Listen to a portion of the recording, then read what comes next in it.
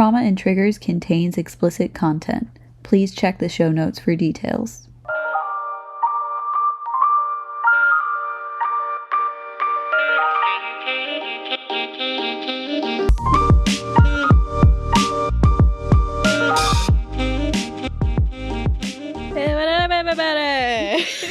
We're recording now, live in the studio. One trauma, one trigger to end the world.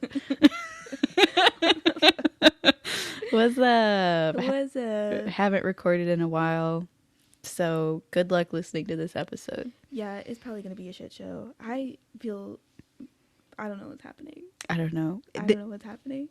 I don't know what's happening. We do not know. Anyways, this is Trauma and Triggers. Yeah. I'm Audrey. And I'm Sabrina. Let's introduce ourselves first. Yeah. Before we just jump right into it. Yeah, that's my bad. I forgot what I was doing. And today we're talking about furries, the furry community, the fandom, as they're often called. I'm really excited to talk about this. Yeah, I really do. I will say a lot of good things about furries. Mm-hmm. And I will say I'm fully with them on their right to do what they want to do. I think it's honestly a pretty wholesome environment. Yeah, I stand by the furries. However, I don't like how their costumes look. That's my one and only problem. Yeah. They do freak me out. The costumes I'm not a fan of them.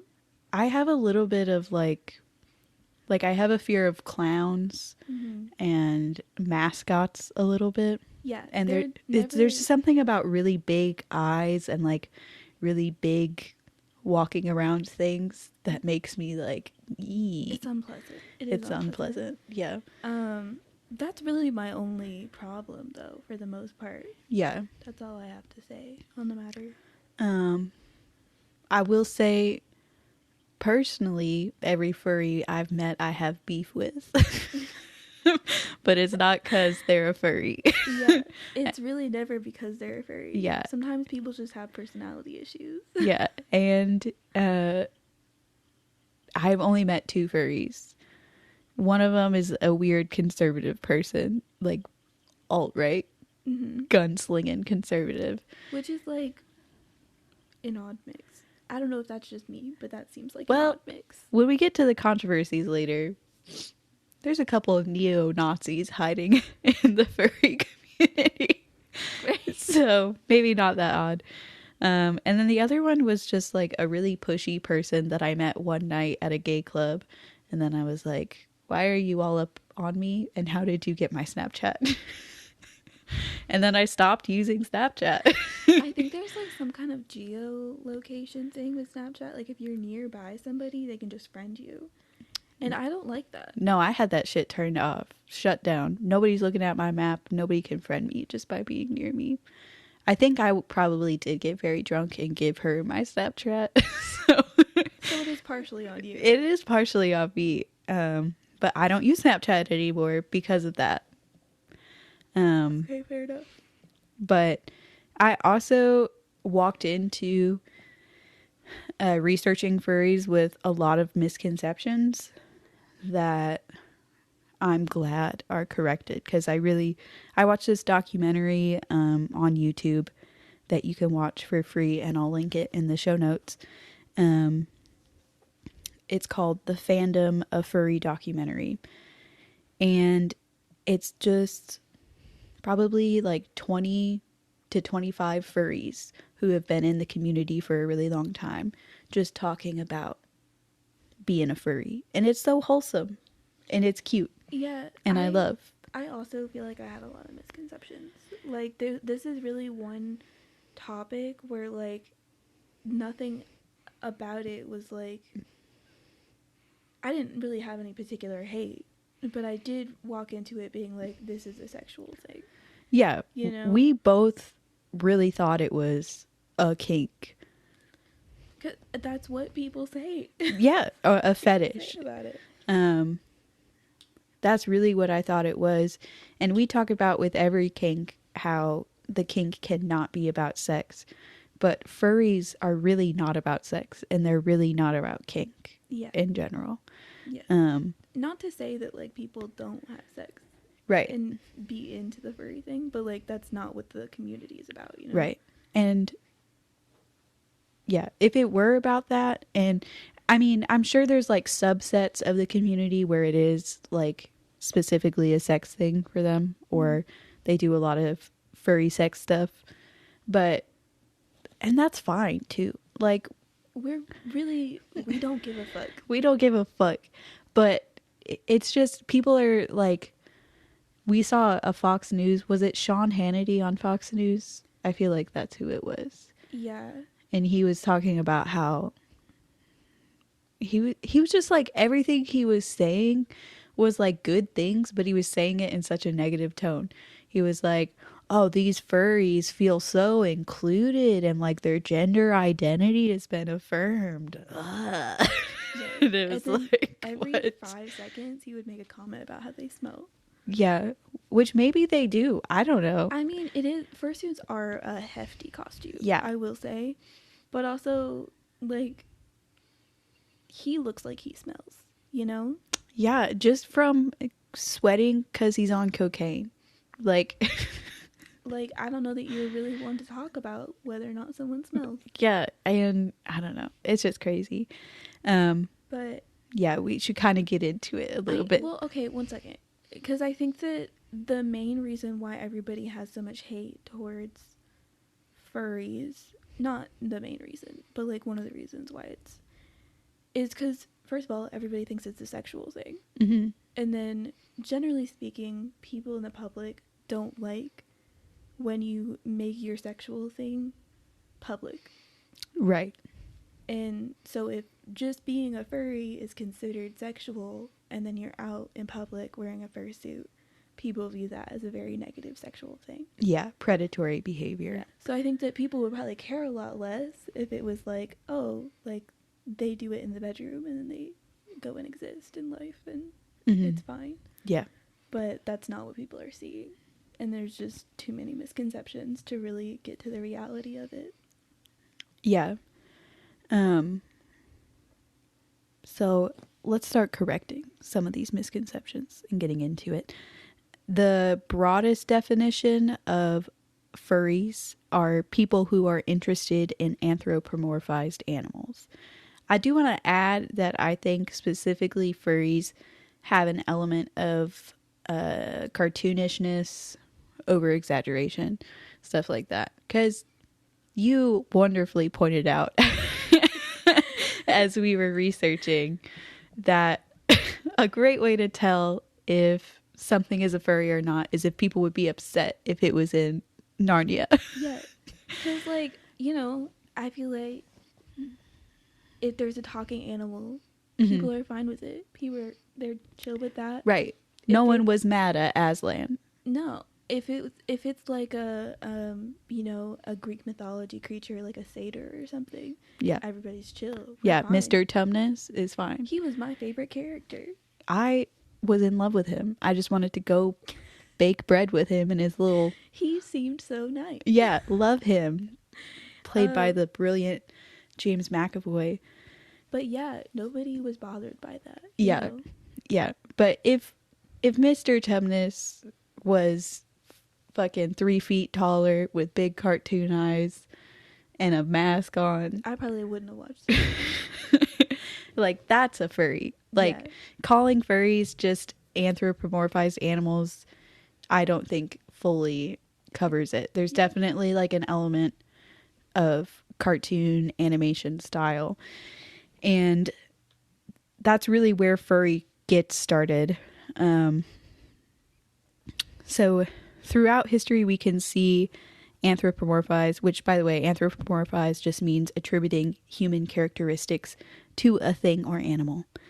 And I won't argue that the ancient Egyptian gods are furries or anything like that. I will just say humans love to be doing this. They love to look at a thing and be like, that's like me. How nice. They do be loving that.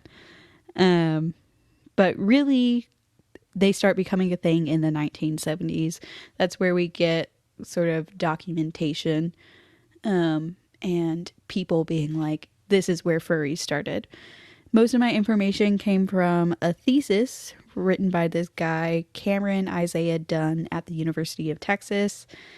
So in the 1970s, this it's just really beautiful. There's these sci-fi conventions where people are attending, and there are people who are drawing animals in a very specific way, a very iconically furry way. You know, they're standing up, they have very like cute, what I would describe as kawaii features. They're very not really sexualized. Sometimes they are sexualized, but it's just, you look at it and you're like, furry. You see it. Yeah. And there are people just independently drawing stuff like this at sci-fi conventions. I wore a bra today to record, and that was a mistake. Oh no. Oh no. Can't relate.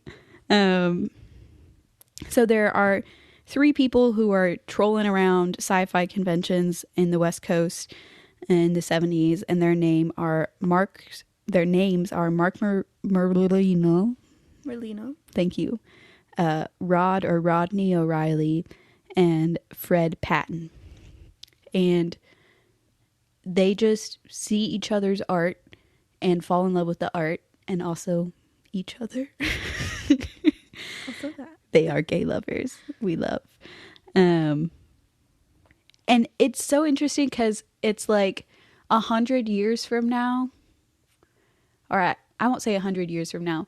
If you talk about like post-impressionist art and stuff like that, it's so similar. It's like a group of artists together at a convention or a gathering, and they love this certain art style, and they're doing it, and then they see other people doing that same art style that they're doing, and then they just bond and connect and form groups. So you see the same thing in like the 1890s, and then it's just a different art style that is an expression of the culture of the time. And then it's crazy that now people just think it's a fetish. Yeah. But it's like a whole thing. Which I think is really more related to like social issues than anything else. But yeah. So the first really formal meeting, not yet called furry meeting, was in 1977, and it was then called the Cartoon Fantasy Organization, or CFO for short. I'm glad they changed the name, Cartoon Fantasy Organization. In the documentary I watched, they talked about how it was interesting, like they were considered the weirdos of the sci-fi convention because they weren't interested in like a certain character or a TV show or something. They were interested in an art style, and everyone was like, you know, wearing their Spider-Man and Batman costumes, doing their thing, and they were like, what's up with the fucking animal people over there? What are what are they want?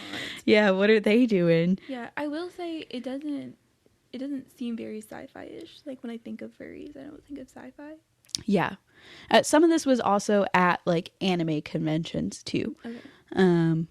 But yeah, it really doesn't seem very sci-fi, and it's just It's just a very particular thing. That, yeah, you know, came out of nowhere. Yeah. All of a sudden.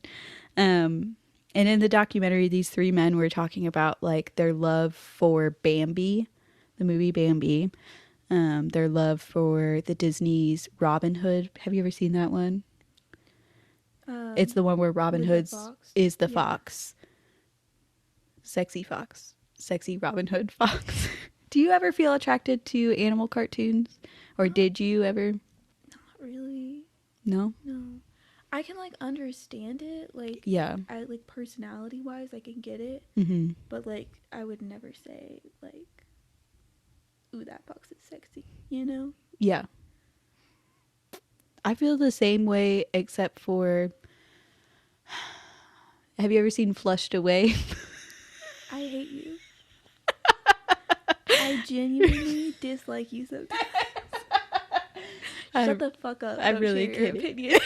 I'm really kidding. I'm Flushed away. terrified of mice. I can't think of what it's called. It's the shark movie. Shark Tale? Is it Shark Tale? Yeah. With Oscar. Yeah, Oscar. Shark Tale. The ladyfish in there. Mama. You know what? I don't think you were attracted to her. I think you wanted to be her. There's a difference, Sabrina. You know what? I am her, first of all. You are. I'm not even disagreeing with you. I'm just saying I can imagine little Sabrina sitting there watching this movie being like, Who's this? I found my love. This is who I want to be. Who's this sexy, glamorous fish just fucking strutting her stuff downtown? Yeah, and then out of nowhere, she's the bad guy, and it's like, girly, why don't you just look glamorous and live your life? Like, yeah. You know. But anyway, that's so interesting. Maybe I wasn't attracted to her, and I just wanted to be her. I really think that's the truth. I'm not even gonna lie to you. Am I even bisexual? I'm gonna move my my cords real quick. It might make noise. Okay, where were we? The Cartoon Fantasy Organization. So really these meetings were people like exchanging comics that they'd written, just exchanging art, hanging out, chatting. A lot of the members were mostly gay men at the time, some gay women, and they were just hanging out, sharing art. In about I wrote it down over here. Yeah, 1982, Sean Keller allegedly made the first fursuit following a lost bet. The allegedly is maybe there was another fursuit made before that. But they begin like dressing up on top of the art. So at first it just starts with drawings, and it just starts with comic books and stuff like that. And then different people are getting involved, costumers, and this is all on the West Coast. So it's a big artistic community in California at the time. Oh, speaking. Yeah, I was gonna mention it, but I didn't want to interrupt you. Oh my god, I gotta tell you guys about this. We have to roll back real quick. Yeah. So one of the things they would do at these meetings is screen unaired Japanese anime. I don't know how they got it. I don't know how they got their paws, pun intended, on these fucking how in 1970 are you getting Japanese anime that hasn't aired in America yet? I don't know. But anyway, they get this show that they all love to watch called Kimba the White Lion, which y'all need to Google this because it looks so similar to The Lion King, Simba. Like I saw it and genuinely was shocked. Yeah, I didn't even mention it to you. Like the only difference is Kimba is a white lion. Yeah, Kimba's a white lion, and then Scar is Claw.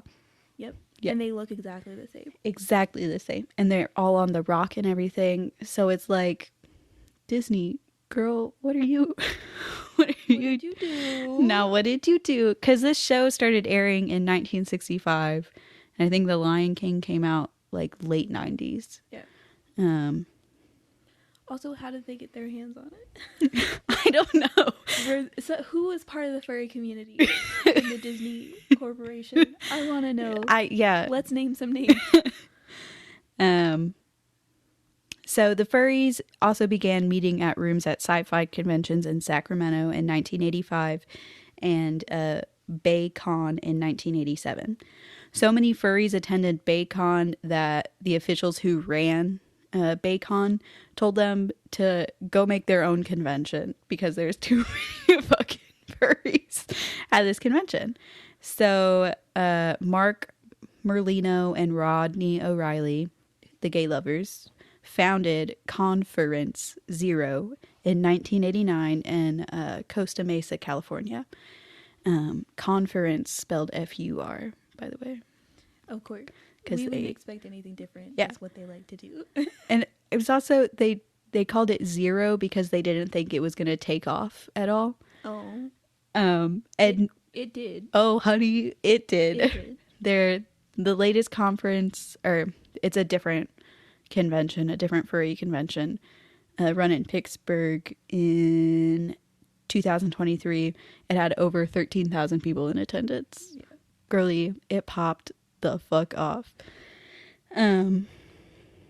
So in a little before they did the conference 0 in Costa Mesa, there's this publication called Voodie. Voodie was like an underground comic book run by furries for furries.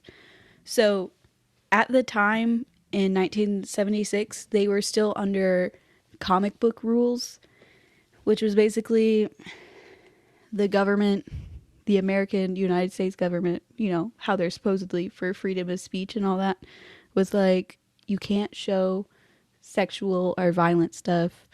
There has to be like a clear good guy and bad guy. The good guy has to have, quote, American values.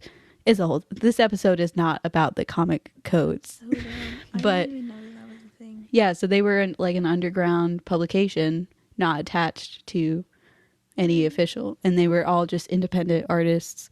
Love that for them. Like, you wouldn't even pay for a subscription, you would just like exchange art for it. Yeah. It was very, very I interesting. wish we had a hero comic that was like underground publication. Yeah. That was just now like being published and like part of movies. I really am sick of the Yay America. I'm tired of it. I'm sick of those superheroes. They annoy the shit out of me. So it was created by Reed Waller and Ken Fletcher. They called it, this is a quote from them, the official organ of the funny animal liberation front. And that was a reference to the gay liberation front. And it wasn't like a satirical or like a making fun sort of reference. It was connecting Voodie and furry comic with like gay rights. So it sort of became like a thing in queer spaces. And I haven't really mentioned yet, and Audrey will mention a bit more in her part, but a lot of people say, and I agree, that furry is a form of queer art. There's a lot of people who identify as queer. There's people who created it who are queer. Like, there's a lot of stuff going on, and not everybody agrees with that, and that's fine. But statistically speaking, though, it is true. Yeah, it's meant to be like a safe space for LGBT plus members. And yeah, it's really interesting. And I feel like a lot of the backlash and a lot of the, they're just being, like they just have their fetish and they're predators and stuff like that, is partially because it was attached to gay men. 100%. And the backlash to furry art in the 90s was really or furry sexual art was really to gay art. You know, when there was just sexy furry women, it was fine. And like the pinup furry girls, those were all fine. But when it's two furry wolves fucking, that's a problem. Two furry men wolves fucking. Yeah, that's not okay. And I was like, the hypocrisy is really showing here. Yeah. Anyway. So in 1990, Voodie received a letter asking why there wasn't a lot of sex in the Voodie comics. So Kate Warley and Reed Waller created Omaha. Omaha was a sexy cat lady who was also a stripper. Stripper? Why did you combine stripper and scripture together? I don't know. That's really concerning. A sexy cat lady who was a stripper, bisexual, and a woman who chose her own destiny. She was really appreciated. The comic was really appreciated in feminist circles as well. This is a quote from Mark Merlino. He said that we're kind of the weirdos on the outside to the LGBT community because of the furry fandom. Both of us are geeks before anything else. And we never felt like we fit in the other sci-fi fandom connection. What? Conventions? Anyway, he's old. He don't talk right. When we went to gay sci-fi convention and we showed them gay furry art, they just didn't get it. So he's talking about how, like, no matter where he was, he didn't have a community he belonged in, because they weren't really in the LGBT community. They weren't very accepting of the furry thing. And then, you know, at the sci-fi communities, they were accepting of the furry thing or the gay thing. So he was just fucked. It's the 90s and the internet is becoming a thing. Girl, I don't understand how the internet even fucking worked in the 90s. I was watching that documentary and they were like, now, there wasn't browsers. What? Excuse me? How did you do anything? There weren't browsers. There was no Internet Explorer, Firefox, Chrome, Safari. So I'm like, okay, so you open, I guess you don't open it because it's a desktop. Laptops aren't a thing yet. You're on your computer. And then what? And then what happened? I don't know. I don't know. That's crazy. I should ask my mom about that because she was alive and well. But even though I don't understand it, and I'm not going to pretend like I do, everybody can just, it was the 90s, the internet was a thing, but it wasn't really a thing. A bunch of furry communities started popping up. Two of the most popular ones were alt.fan.furry. And that one was like right away in the 90s, 1990, right after the internet was created. Alt.fan.furry was created. How you accessed it, I'm not sure. And then alt.lifestyle.furry was created in 96. So the original alt.fan.furry believed the focus of the fandom should be the art, while the lifestyle furry believed the fandom should be more about whatever the individual furry wanted. I don't know what ended up happening to that feud.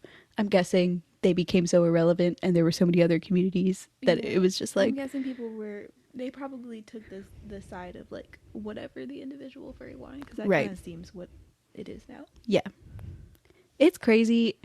In that documentary, there were people, like a lot of people they interviewed were just people who lived and worked furry. Like they worked at furry conventions. That was their job. They make fursuits for a living.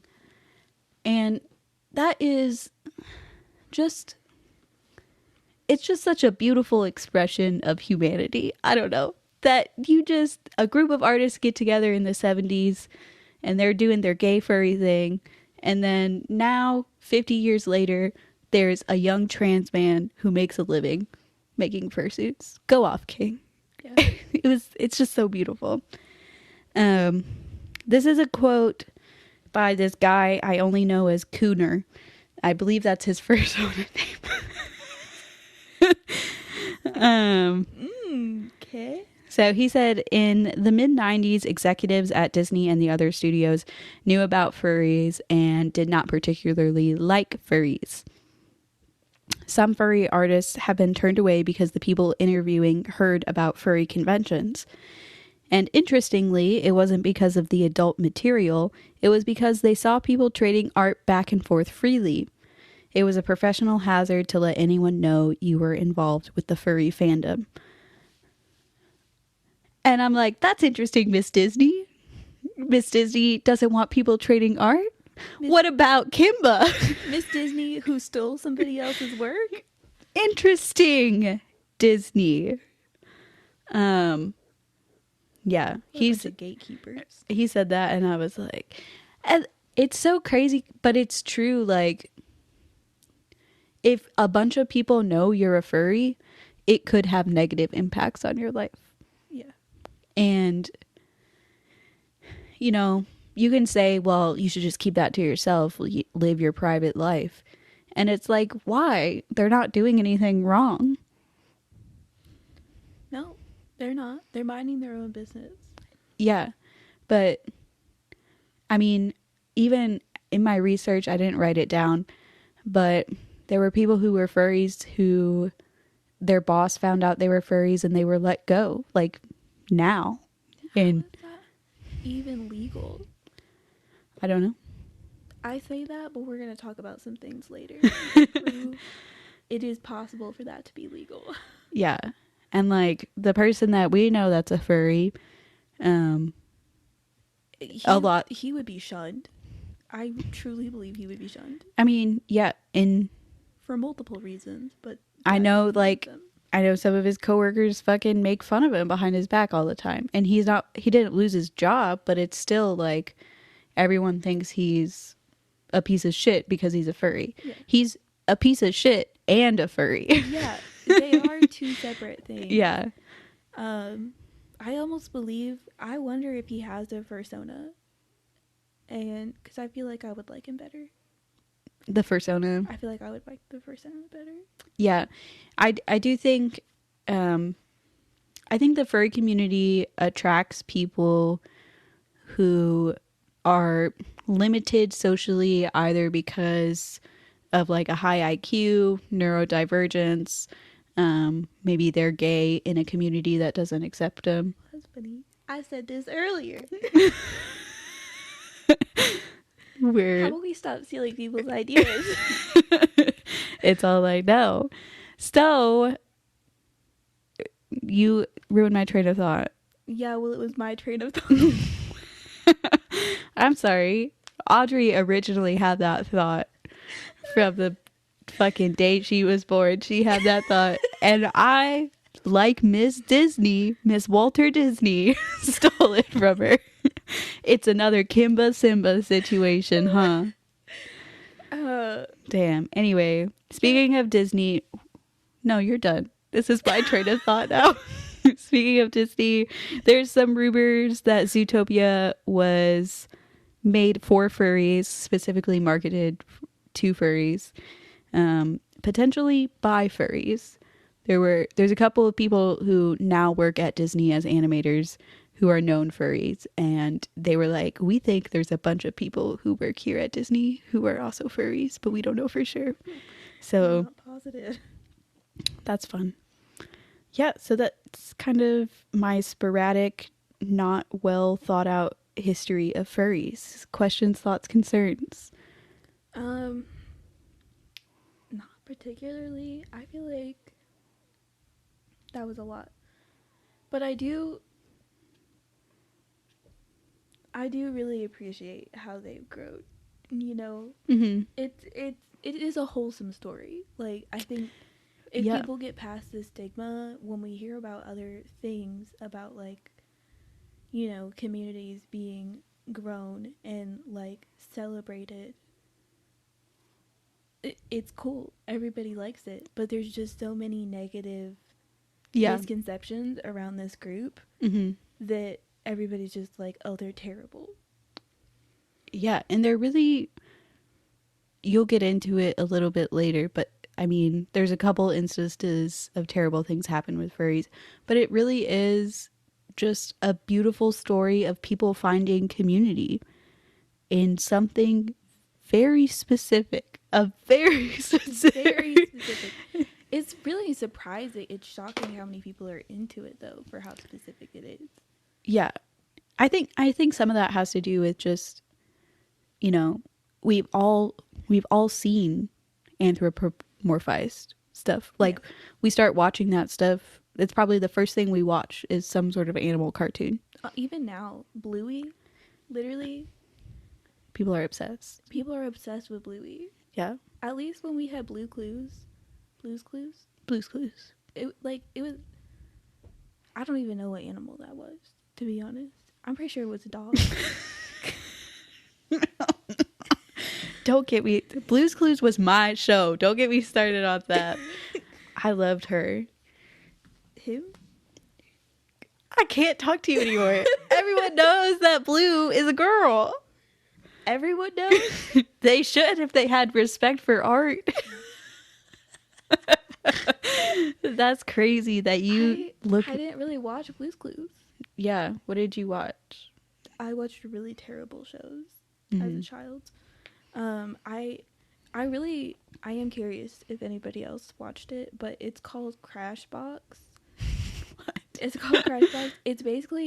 It's disturbing. Like, it's literally a horror show for children, and it was on HBO, on cable. It's old as fuck. It's claymation. There's something so unnerving about claymation. No, they made this show creepy as fuck. Like, I don't know, but they're literally explaining the alphabet to you. Like, it's meant for children. But it's creepy. But it's terrifying. To this day, I watch it and I'm like, that's terrible. Why did they air that?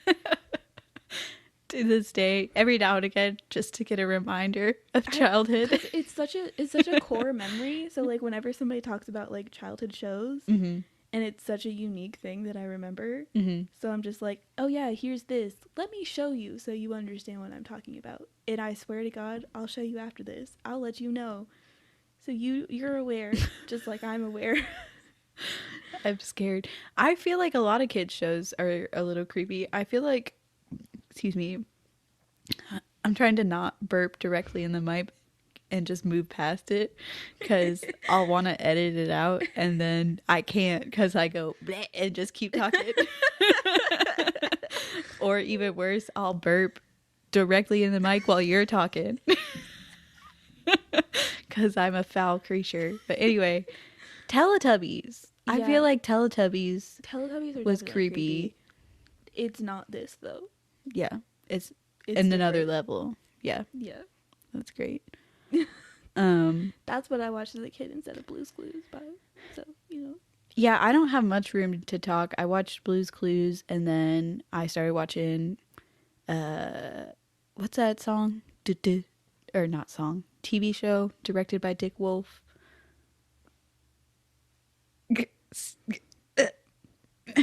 Give me something else. It's Give a me crime Amy. show. It's Criminal Minds? no, I did watch that, but that was a little later. It's like SVU. What's that one? Is it just SVU? Yeah. Special Victims Unit. Girl, I was young Yeah. watching that. Well, my grandma, what is going on? Hold the phone. We're supposed to be talking about furries right now. My grandma always played like crime shows in SVU. Like she just had cable and that was all she watched. So I started watching that pretty young too. It was just what was normal for me. Yeah. Okay, one last story and then we'll get into it. So this wasn't SVU, this was like CSI Miami. And there was the murder victim. It was like a fake suicide.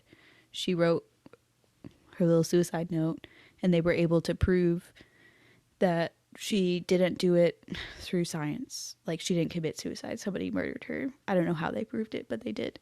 So I watched that at a young, impressionable age.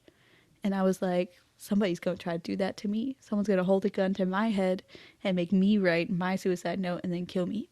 So I, in all the scrap paper in my room, don't look away. Look me in the eyes. Tell you this. I wrote in just the tiniest handwriting. I wrote, I did not kill myself. So that if some bitch came up and tried to make me write a suicide note and then kill me, And they just you thought in your mind that they wouldn't be able to see your handwriting. I took a magnifying glass and wrote it so it just looked like, what kind of Nancy Drew shit were girl. you on? You gotta stay one step ahead. What the fuck?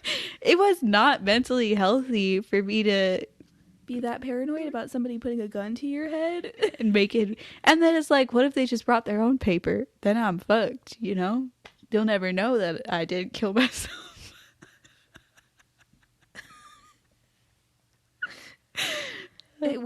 Mental illness has to manifest somehow. It's so clear through this podcast how we've become the people we are. Absolutely. When there's so many stories about our childhood where I'm just like, wow, maybe we do have personalities and they've been this way forever. Maybe we do have personalities. Sometimes I question mine. Sometimes I'm like, it could possibly not be real. I don't know. It's all for show. Yeah, sometimes I think about my personality and it's like, am I really myself, or am I just a reaction to all the things that have happened to me and are happening to me? Yeah, it's called complex PTSD.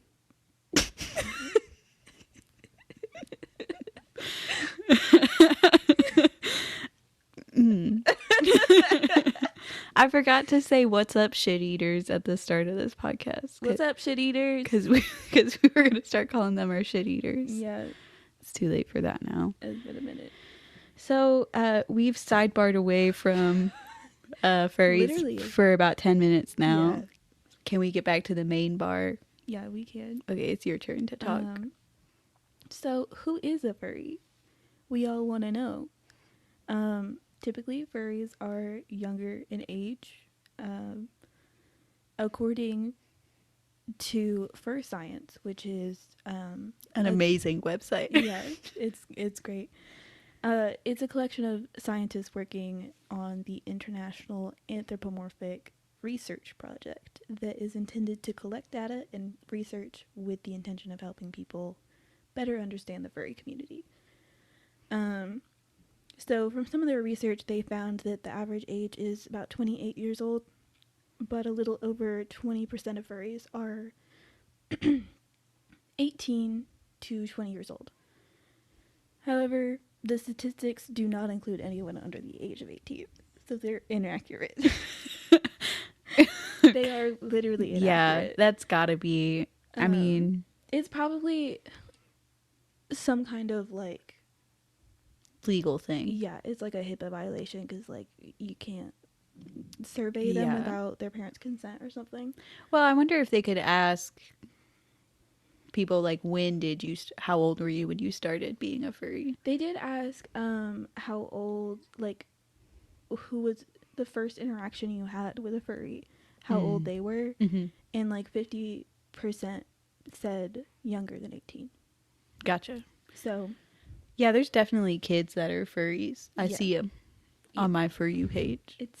I think I would have to delete TikTok. I'm not sure how you're doing it. It's really an ethical dilemma because I don't want it anymore. I don't want to see it in my algorithm, but I don't want to dislike it and make these children sad. Yeah. But I don't want to see it anymore. Just keep scrolling. I just gotta whoop right off by. Just keep going. There's just something. It's not like, I mean, I don't really like seeing children on my For You page. In general, anyways. Yeah. I mean, before I had the content, I had the context of thinking it was like a fetish. So I'm like, that's weird that this 12-year-old is doing fetish behavior on the internet. Right. But now that I have a different context, I still won't like it because I don't like to see children. Yeah. And it's cringy to see a child hopping around with a wolf mask on. Yeah. It sometimes is okay to just not like things, you know? Yeah. And like we've already acknowledged we're not a big fan of the fursuits and like that kind of thing. Yeah. So that doesn't change just because it's a child. In fact, it gets worse. It's worse. Children are very cringy anyway. Yeah. So only 25% of furries identify as exclusively heterosexual, which is low. That's low compared to the regular population. A lot of furries identify as part of the LGBT community. Yeah. And the furry fandom is also majority male. It's like 70-something% male. That kind of surprises me. Because I don't know. I feel like I mean, cute cartoon animals, women love that sort of thing. yeah. Right? I feel like the vibe is different for furries, though. I don't know why. Yeah. You know, I feel like women might be more like likely to be into like ears and like the cute stuff, Mm-hmm. but I don't know that I imagine not as many women are interested in like a full suit or like the full like animal thing, you know? I also feel like women are often discouraged from being a part of like, what's the word? Like nerd spaces. Yeah. Either by like their peers or the actual community itself, or both. Yeah. I think that, yeah, I don't actually know how furries stand on the whole like male versus female thing. It's entirely possible they're a little exclusive to men. I don't know. It could be. I do not know. That's none of my business. Yeah, we didn't do that research, so here we are. Upcoming research indicates that 4 to 15% of furries are on the autism spectrum. And like we had kind of talked about earlier, like Sabrina stole from me,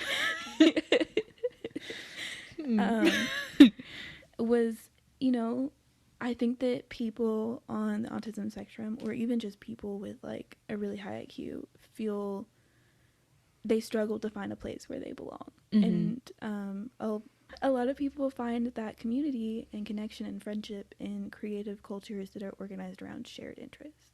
Yeah. I think that it's just easier for them to have something in common with somebody automatically, and there's like natural conversation within that. Yeah. It's so beautiful at the end of the day. The furry community is like a home for just these people who just are having a rough time, or it's just something that they really like. Yeah. It's really beautiful. It's a place for people to make friends. Yeah. It seems like. So furries typically develop their own persona that can represent idealized versions of themselves and imbued with positive characteristics. So it might be easier for somebody to be more outgoing and more socially forthcoming when they take this role of a fursona. This helps them explore who they are, as well as facilitate interactions with other people. I can't catch my breath. I feel like I have to have like good lung capacity. Like every time when I'm reading off the script, immediately I'm out of air. But I'm also trying not to breathe into the microphone, so I'm like... Yeah, and then all the advice online is just like, just take deep breaths and don't breathe in the mic. And it's like, I'm trying. Bitch, how? I'm too how? quiet for that. I can't not be in their microphone, you know? Yeah. So, anyways, these personas are typically wild or mythical animals, such as foxes, wolves, hybrids, or dragons. They're not always wild or mythical animals. Like, there are some people who like go for like a house cat or like a dog. Yeah. And there's like literally the world is your oyster when it comes to creating this persona. Do whatever the fuck you want. Yeah. There's this one person that I saw who is like a mix between a giraffe and a monkey. And honestly, besides the eyes and the giant mascot, I was like, that looks pretty good for a giraffe monkey combination. You remember on the Dom sub episode when we talked about pet play and how some people mix their pet play? Yeah. I feel the same way about that as I do this. Yeah. I don't like it. Yeah. Anyways. Yeah, it's weird. I don't know. It's weird to be like, I need to explore my identity by being a giraffe monkey. It's So specific. But okay. I don't get it, but that's cool. You do what you gotta do. Anyways, not all furries own a fursuit. Only about like 15 to 20% have them. They are expensive, and it's also like, it's kind of a commitment to wear a whole fursuit. Yeah. You know? And they're typically only worn on special occasions for those that have them. Other people choose to wear like different types of furry paraphernalia. Ooh. Like t-shirts, ears, collars, or a tail. Yeah. I see a lot of tails. There are a lot of tails. That might also, I feel like, depending on what the tail is, I think that people also direct seeing a tail as like a sexual thing. Yeah, because they think it's attached to a butt plug. Yeah. Which It could be. It could be. I understand. Very well could be. I understand. That's my first instinct too. Yeah. If I see someone wearing a tail in public, I'm like, that's in your ass right now. I know it is. 100%. Yeah, how else would they be getting to stick there? I will say, one time I saw you dressed up as a rat and you had a tail. Yeah, I did. You had a little rat tail. I did have a little rat tail. But I knew it was taped on, so yeah, it was fine. It wasn't in my asshole, unfortunately. No, it was very clearly not well placed. I would like to comment, I dressed up as a rat. Nobody else dressed up as creatures at all. It was just, It was just her as a rat. We had a French night. Yeah, we had a dinner party and it was French themed. Yeah, nobody indicated that you should dress up as a rat. Single person was like, that's what you should do. I made ratatouille. So I was like, let me be a rat. And I know, like, at the time, I was like, this is it. This is the moment. Now, come on, y'all.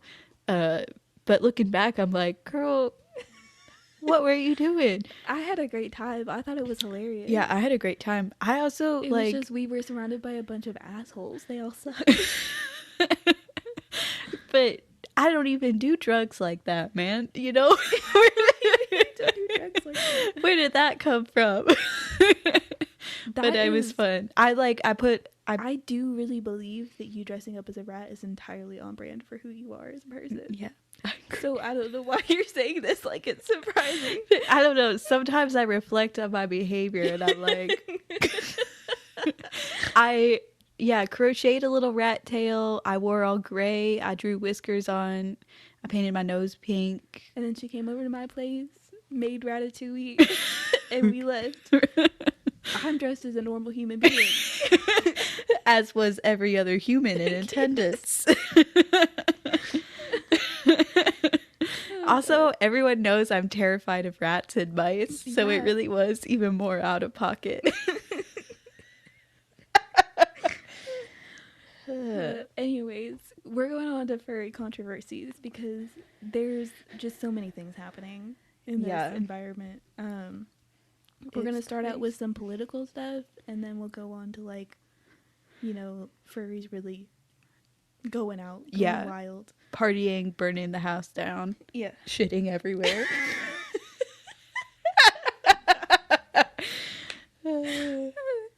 Okay, so I want to start out by saying that conservative media is obsessed with furries and their connection to the LGBT community. I don't know what their problem is or why they give a fuck, but, like, they lose their minds. They have to calm down. They gotta calm down. They're so upset about it. Some random mom at a Detroit school spread a baseless rumor that the schools were allowing litter boxes in the unisex bathrooms for kids that identify as cats. And they were obviously referring to furries. Mm-hmm. This didn't happen. This rumor was completely not true. Completely fake. I don't know where the fuck she heard it, but she spread it on Facebook and it got a lot of traction. And it was covered by news. Yeah, it was covered by news. And so, like, the school board had to come out with a statement. It was a whole thing. And it's like, obviously this isn't true. Why did anyone believe it? In what case would this be a real thing? Think schools can't even afford to pay teachers well? You think they can pay a janitor to scoop out human shit and piss from a litter box every day?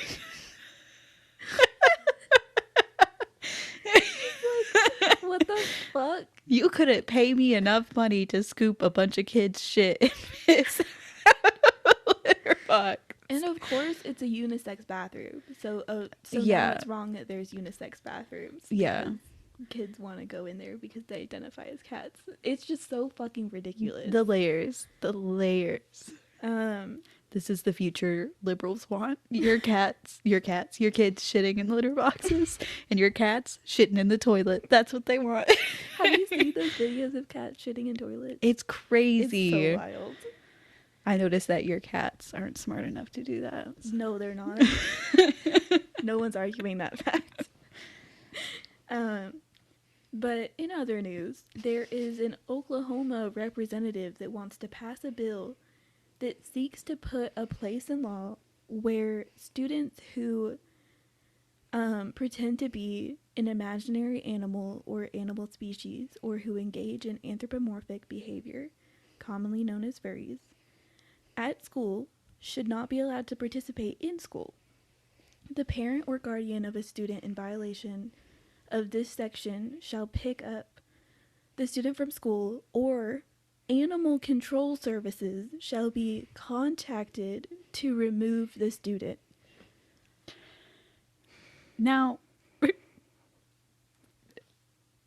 I don't even know where to begin. I would like to say that this fucking Oklahoma bitch did say that the last part was a joke, but it's in the bill anyway. The last part where he's like, animal control could pick him up, but it's in the bill. You don't but put also jokes in bills. I'm just saying. First of all, good point. Not true.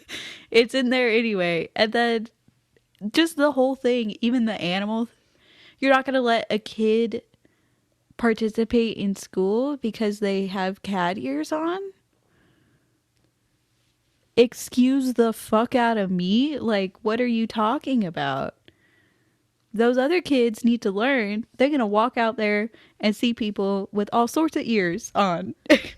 Just mind your business and do your work. Like, it's the same thing as, like, the dress code, where it's very targeted towards, like, women or certain groups of people. Yeah. And it just removes them from school. And then everybody else who's viewed as normal and, like, acceptable can just sit there, mind their own business. How about you stop getting distracted? How about you focus on what you need to focus on? Yeah. You're going to see shoulders out there in the wild, bud. Let's teach students to have better attention spans. You know? I think that's an important skill to have as an adult. Yeah. Why are we refusing to allow distractions in schools? I don't even know. Yeah. I don't know if attention spans is the right word. I get what you're saying, but I also think it's just like what other people are doing. Is it really affecting you? Yeah. Like, are they in your space bugging you? Not really. What? You gotta be able to just be like, that's a person doing their thing in their space. I'm going to be over here doing my thing in my space. Yeah. And I will say there are plenty of times where, like, I see somebody out in public. If they're doing something that is really weird, I will look, I will be distracted. But clothes, cat ears. Yeah. Move on. Yeah. Move on. Yeah. It reminds me of those videos. And, you know, this is definitely toeing the line of how much can I look away, where, like, the pet play people will walk their girlfriends at the mall in public. Yeah. And it's just their girlfriend crawling around in a puppy mask in public. And I'm like, I'm not sure about that one. To that extent, it's almost like at some point that's public indecency. You know? Yeah. Like, you are actually actively involving people in your sexual encounter. Yeah. So that's a little like, across the line. Yeah. But these are obviously kids that are just dressing up. Right. Why do we care? Yeah. Why do we care enough to try to make a law about it? Yeah. Like, aren't there already rules and regulations in schools about like kids' behavior and what they're allowed to do and not do to other students? Yeah, and like it says behavior too. And like Which isn't specific enough. it's not specific enough, but I will say all kids do dramatic play. All kids are pretending That's what I to be was thinking. things. And to be honest, sometimes that does involve animals. It doesn't matter if they're into furries or not. Right. Like, I don't know what age group these supposed kids are, but like, it's not abnormal for them to be interested in pretending to be something else. Yeah. I mean, I pretended that when I was a kid, I pretended I was Blue from Blue's Clues all the time. And my mom would hide the little paw prints around for a clue. Is that furry behavior? No. Am I gonna get picked up by animal control?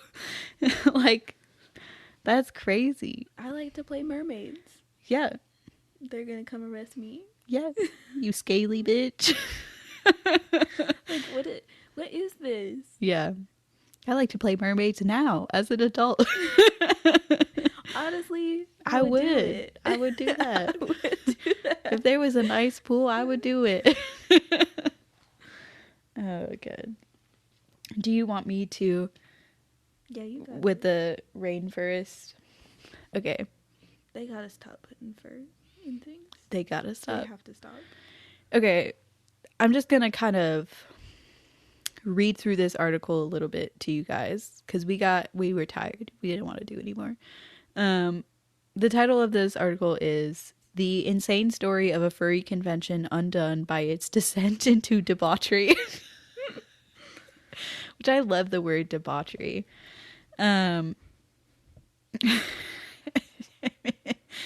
Oh god, it's hilarious. So the article is just a person summing up someone else's YouTube video that they did. So that's great. But it's about Rainforest 2015. And they call it a clusterfuck of epic proportions. So Rainforest was just supposed to be your typical furry convention, but things started going weird immediately when the festival opens and the organizer addresses rumors of an evil curse affecting the convention.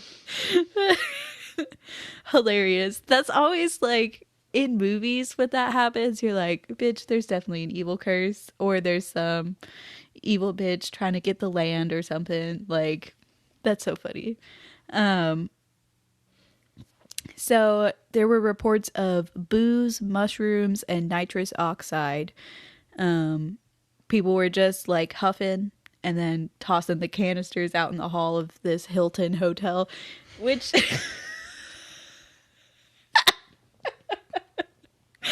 that's hilarious. Also, I just want to say, like, I almost want to read the article word for word because the way it says stuff is so fucking funny. Yeah.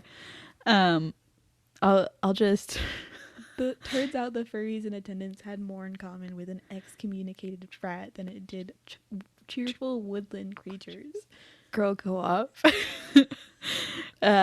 One furry wreaked havoc in the hotel's lobby bathroom, unleashing a wave of toilet water, quote, 2.5 inches deep.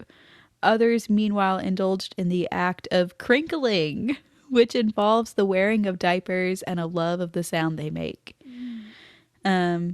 Do whatever you want, said the well-behaved furries, who soon regretted their words when those diapers were found to be chock full of the stinky stuff. Later, one of the organizers chided attendees for an incident with diapers being found on people's cars. Oh, someone shit in the pool, too.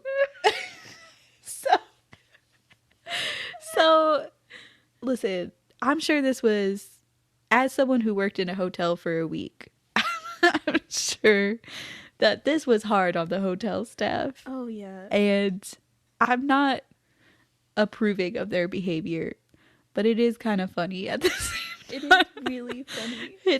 It's crazy. The way that everything just absolutely fell into, like, shit infested. Yeah, it's so Immediately. Why was that the go-to? Like, they just had some shrooms, and like, instead of sitting around and staring at the ceiling, they were like, nah, I'm gonna put a diaper on. Fuck. Clearly some of these furries had like a diaper fetish. Yeah. Clearly. Yeah. All in all, the convention was visited multiple times by police who arrested furries for assault, sexual assault, drug possession, among other crimes, as well as the fire department and plumbers. And some poor plumbers.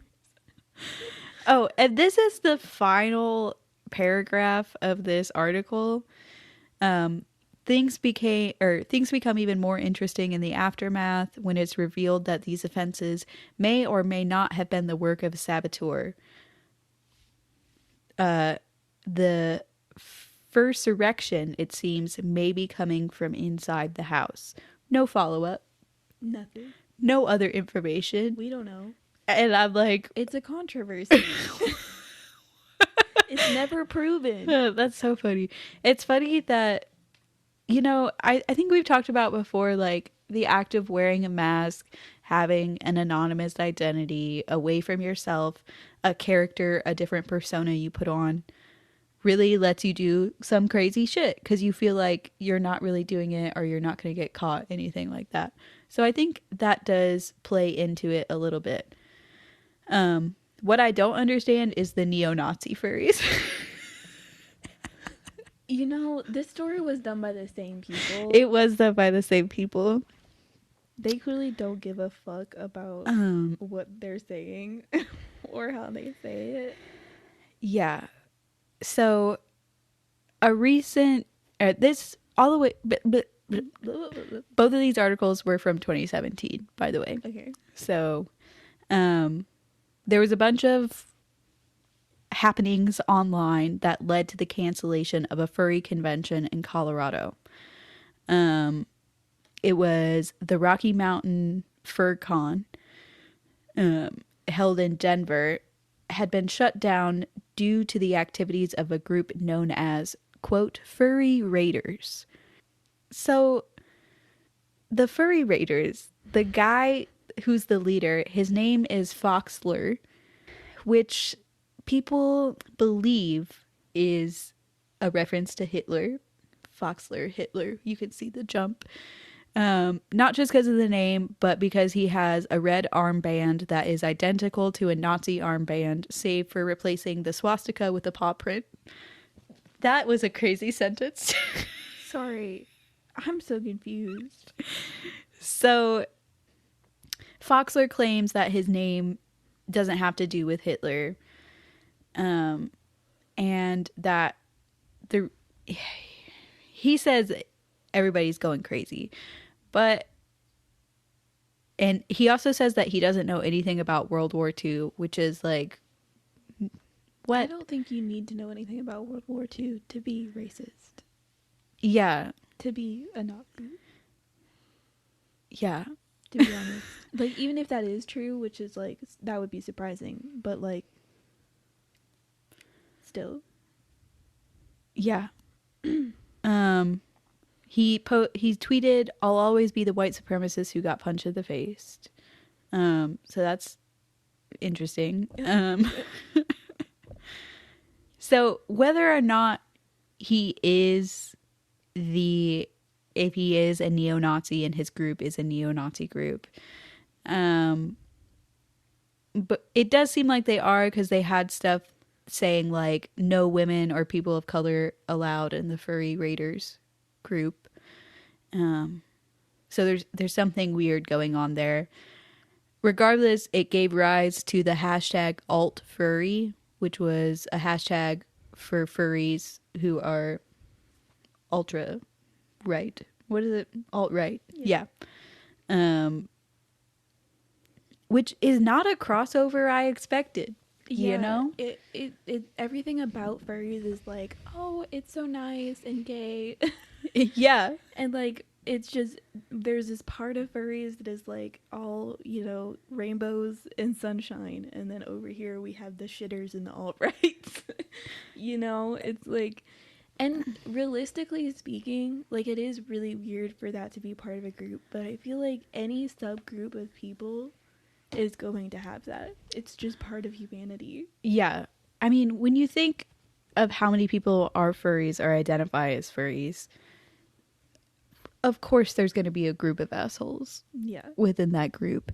And I think it just has like more to do with at that time after Trump's election in 2016, there was a lot of alt-right going on. There was a lot of just communities that you would never expect to have alt-right people just be in there all of a sudden. But it is interesting to think, you know, the furry community is mostly hated by the conservative community. So who are these people who are furries and conservatives? It really doesn't make sense. It doesn't make any sense. It's like when I meet someone who's gay and they have a Trump flag. It's like, what? You confuse me every day. Why are you here? Or I met a black person who had a Confederate flag. I've met one of those too. It's really shocking. It's like hard to like, yeah.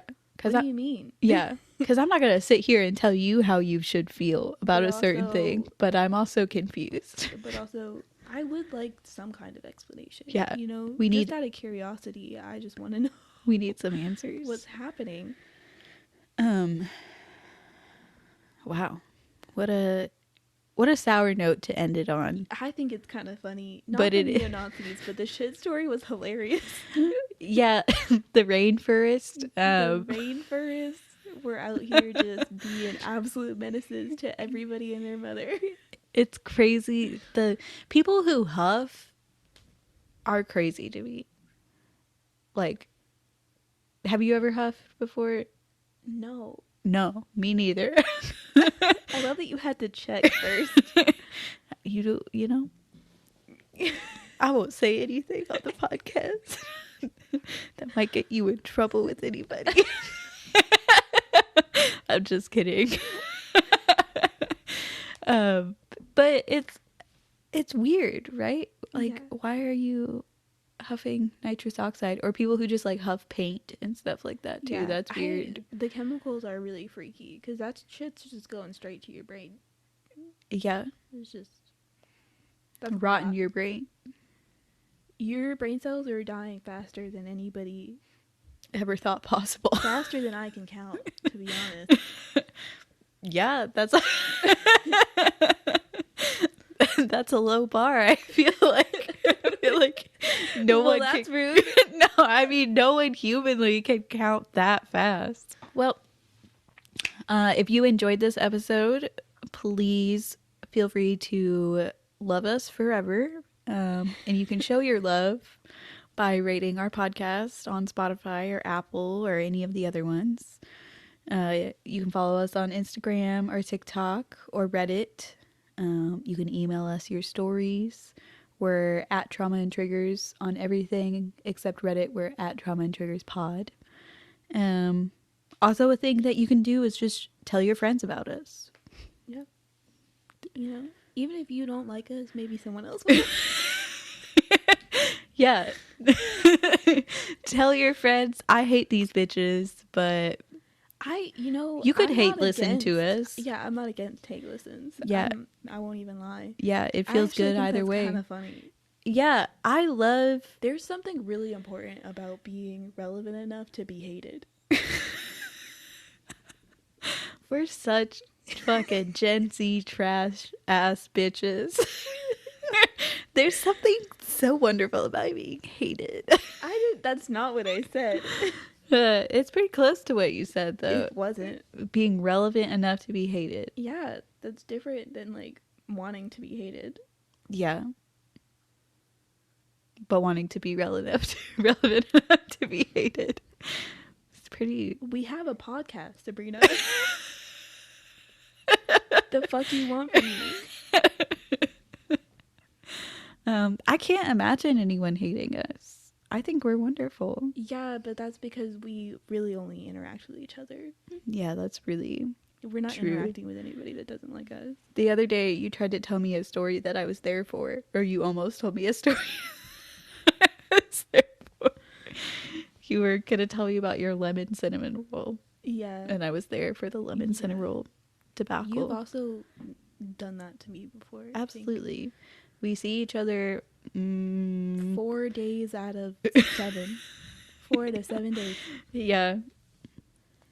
We spend at least 6 hours with each other on each day. Wow.